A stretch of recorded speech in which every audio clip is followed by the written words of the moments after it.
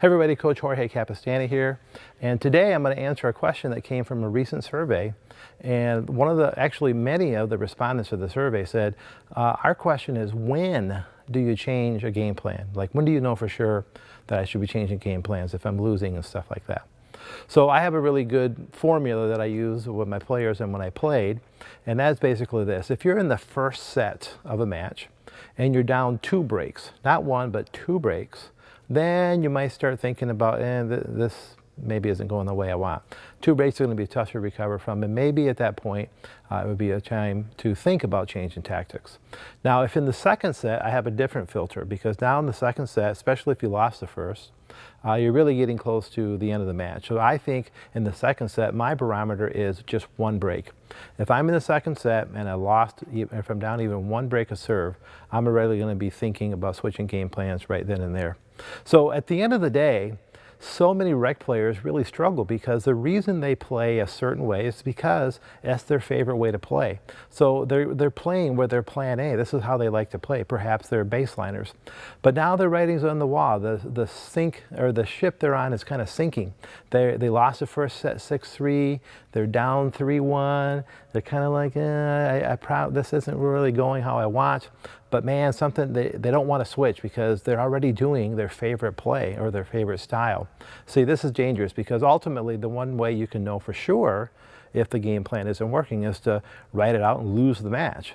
So obviously you don't want to do that, but that's 100% way to know for sure if the game plan is not working.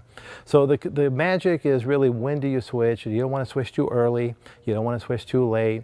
And I think those numbers I gave you about 2 breaks in the first or 1 break in the second has been real helpful to me and my students. Now, here's what I find. Most rec players ignore all that. They kind of know intellectually that this isn't working, but they never want to switch to their plan B, if you will. And the reason is because their plan B isn't really usable.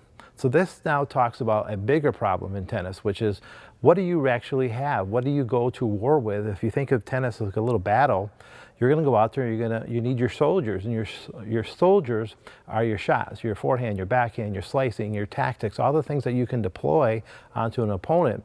Well, obviously, if I go out there with my little team of soldiers, which is all my skills and tactics, and I have in my little arsenal 4 soldiers, that's not going to work very well against another opponent whose army might have 15 soldiers. They can do a lot more than me.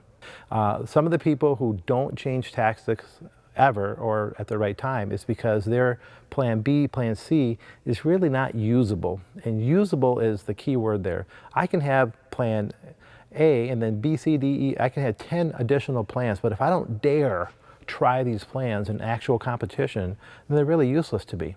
All right, so that's what I want you to think about. That's my ideas on when you should change a game plan.